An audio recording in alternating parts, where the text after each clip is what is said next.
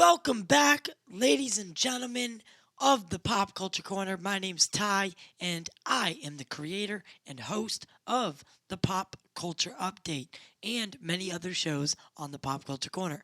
Today, and for the next few videos, we're going to be doing something a little bit different, a little bit out of the box. We're going to be telling you a story over 4 episodes, so a mini documentary series about the Ayer-cut and what it means. So, hashtag release the Ayercut, hashtag restore the Snyderverse.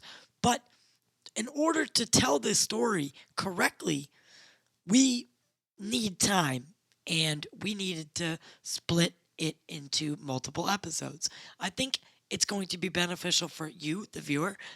So one episode will debut per week, so something to look forward to. And members will get access first. So if you're a member of the channel, you will get access before anyone else. You'll get access. It's not determined yet, but whether it'll be a day or, something like that. But it will be something.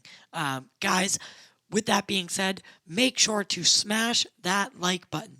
Share the show across social media and to the stars above, okay? And subscribe. Ring that notification bell. If you're new to the channel, make sure that you know that we love you and you truly are the lifeblood of the Pop Culture Corner. A special thank you to our members, and all of our codes and discounts can be found in the description below. For TubeBuddy, for Satva, all of them below. Guys, I use TubeBuddy myself for SEO. It's amazing. It optimizes your video. And then for Satva, we can get you discounts on mattresses and other luxury bedding items.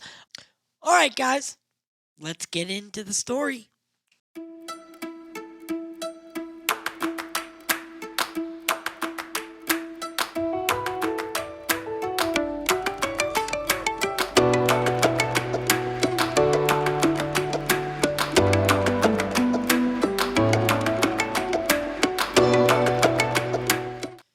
To tell this story correctly, we need to travel back to a few years ago to be able to fully tell David Ayer's story and what hashtag release the Ayercut means, what it means to those who support it.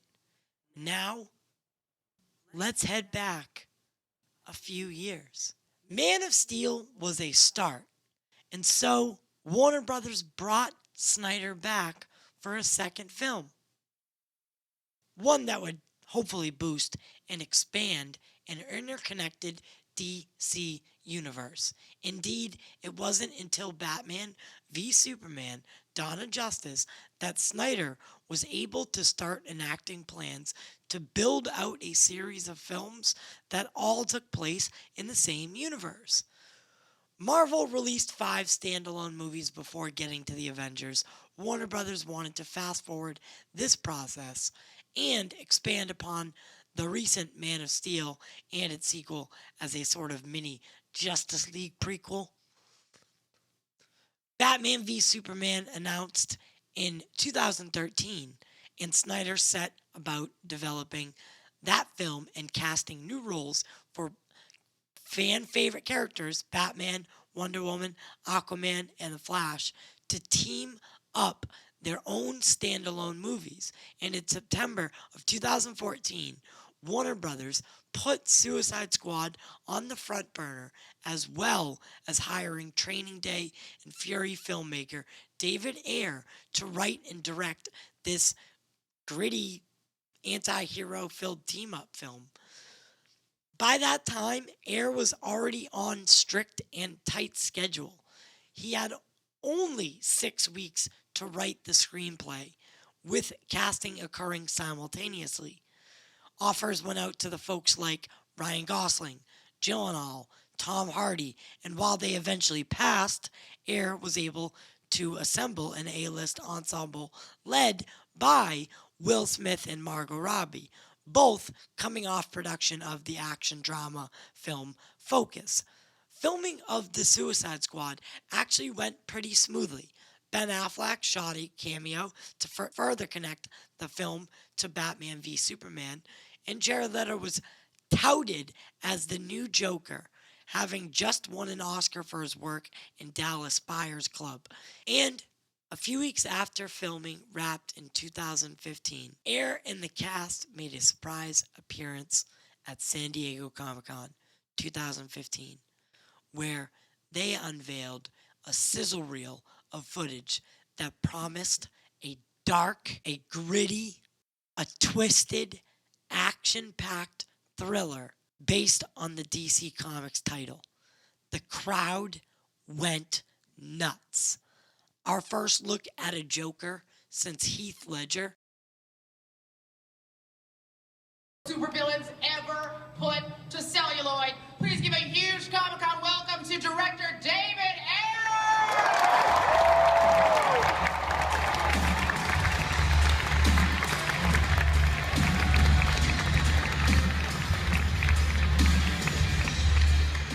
Thank you, Aisha, for having us. We were just shooting last night in Toronto, but we had to come down because we had to come in and report in the Hall H because you guys run this shit. Okay? Kind of played out right now. It's time for bad versus evil, right? It's about time for a movie about bad guys. And who's got the best bad guys out there? DC Comics, best villains ever. Now, I'm not trying to start no, East Coast, West Coast feud with Marvel Comics now. But hey, someone's got to say the truth, all right? Now, I got a little footage I want to show you guys. We've been working really hard. Unfortunately, a lot of people with iPhones have been running around grabbing it. So it's a little something I found on the internet that I'd like to show you. But it was clear this was a different take on the character altogether. The funny thing about the sizzle reel is it was never actually meant to be seen by larger audiences, ever, period. When the footage was shown in the room at San Diego Comic-Con, it leaked online in a low-quality version. Warner Brothers scrambled and had to decide what to do. Allow the version of the first footage from this highly, highly anticipated DC movie to continue to spread on YouTube, or upload the high-resolution version for all to see online. Ultimately, choosing to do the latter. This was not an actual teaser trailer meant to lure in general audiences, but instead a reel for fans at Comic-Con who are familiar with the territory, familiar with the material, familiar with the characters. Fun fact, ever since that debacle, Warner Brothers has refused to show Comic-Con exclusive footage. Instead, they release everything day and date with the show, whatever happens at Hall H, and then plus it goes online within like the hour. And we've seen that studios adopting that now is kind of the norm. The irony is, if it weren't for that Comic-Con reel, we may never have known what the tone of the Suicide Squad was originally supposed to be. Reaction to the Comic-Con footage was positive, but when the film's first teaser dropped in January 2016, the tone was way different. The footage opened with Queen's Bohemian Rhapsody. Is this the real life? Let me out of here, Donald, please. And heavily emphasized more Marvel-esque moments with the cast. This was so much different than what we had saw from the Comic-Con trailer that it was the first red flag. It was clear that Warner Brothers was now trying to sell Suicide Squad as their own version of Guardians of the Galaxy, which was a massive success in 2014. Warner Brothers was so headstrong on building out this DCEU that Snyder was already weeks away from beginning filming on the first Justice League. And then Batman v Superman not only got hammered by critics, but box office receipts weren't overwhelmingly positive, even though it ended up grossing nearly $900 million worldwide, which is absolutely a lot of money.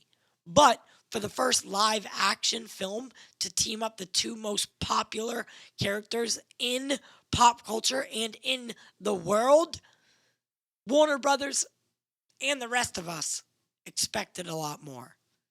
There's a whole story there. We'll tell that soon. And if you want to hear me tell that story, then feel free to smash the like button. If you like this video, make sure to smash that like button, guys. Subscribe.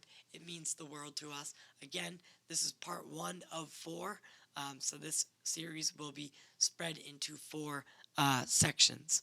Then, WB executive Kevin Tushihara, later forced out of his position because of his sex scandal. You can't make this shit up. Reportedly was mad about damage to the brand, and the studio started getting extremely nervous about the tone of Ayer's Suicide Squad. They sent the film back for expensive and extensive reshoots to add more humor, and went so far as to hire editors of trailers.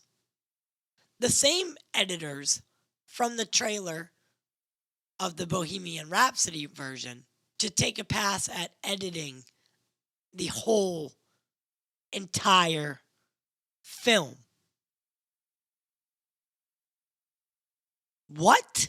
While audiences and fans were still eagerly looking forward to the Suicide Squad, they had no idea just what was brewing behind the scenes of the film. It was being frantically reshaped by the studio to give it that more Marvel-esque feel. Or given the Edward Scissorhands treatment, as David elegantly called it in a recent interview. When Suicide Squad was released in August of 2016, it was a box office hit.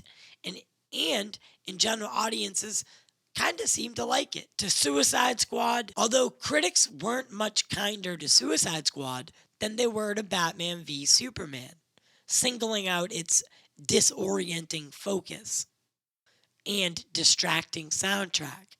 It was clear from the first 30 minutes that, at least in this cut of the film, the movie didn't really know what it wanted to be and settled on it. They said, let's try 3 different opening scenes with wildly different songs all in a row, a la 3 different entrances for Will Smith's aka Deadshot, Floyd Lawton. Ayer would eventually admit that his soulful drama was beaten into a comedy in the editing room. The theatrical cut did not reflect his intended vision for the movie.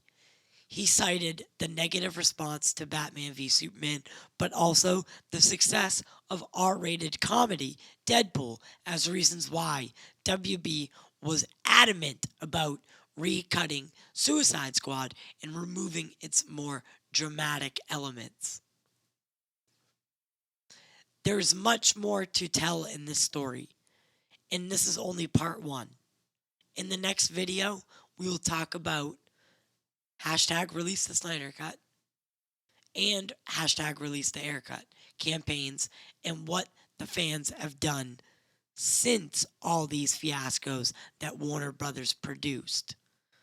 A lot has changed, and a lot keeps changing in the development of this story. And we support the director or the creator's right to tell their story. We stand with David Ayer and all creators. For Ayer, he's ready to put Suicide Squad behind him. But are we? While he voiced support for fans who wanted Warner Brothers to release his cut of the movie, a version he says is mature and a cut edited by Lee Smith, built on the existing work of editor John Gilroy and containing exactly 0 radio songs. On July 29th, Ayer released a rough final note to fans affirming the theatrical version of Suicide Squad is not his cut, but also explaining why he'll never tell his side of the story. He wished Gunn and WB well before concluding by saying he's done talking about the Suicide Squad, or as we like to call it, the Ayer-cut. But that leaves me to question. We need to stand up and we need to ask for this movie. I know I've had issues in the past with the Ayer-cut movement, but I think it's time that we amp this up a little bit.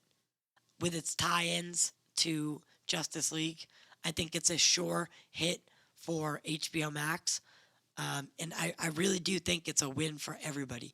As David puts it, it is ready to go. It does need a little work, probably a couple $1 million, but a couple $1 million for a project on HBO Max, a couple $1 million project from Warner Brothers standards goes a long way on HBO Max, especially something that directly references or hopefully includes setups for Zack Snyder's Justice League. The DCEU, I think fans just want that DCEU to be seen as much as possible before, whatever happens. And I can't blame them for it. I'm one of them. Guys, this is part 1 of 4. I have 3 more epic videos coming. 2 are already shot. This is the 3rd one, but this is the first one. And I am super excited for you to see them. We go into so much detail about the movement, what it's done, etc., so on and so forth. And hopefully, we can get on the person that runs the Ayer-cut account. I think having his support, or their support, I should say, would be a great thing for this little docu-series that we're going to do, chronicling the story of David Ayer's Suicide Squad. I figure if, I want to tell it. I want to tell the story, and I want to tell it my way, and I want to tell it with a little bit of a bias because I am a fan. And I hope my audience likes it. Guys, make sure to smash that like button, share the show across social media, and subscribe. If you're new here, make sure to ring that notification bell so you don't miss any future uploads. If you want to help support the channel further, become a member and or send a super chat while we're live. All proceeds go back into the show. It's just me running the show now, so I could use all the help I can get. Guys, we do it for you, and we do it for the culture.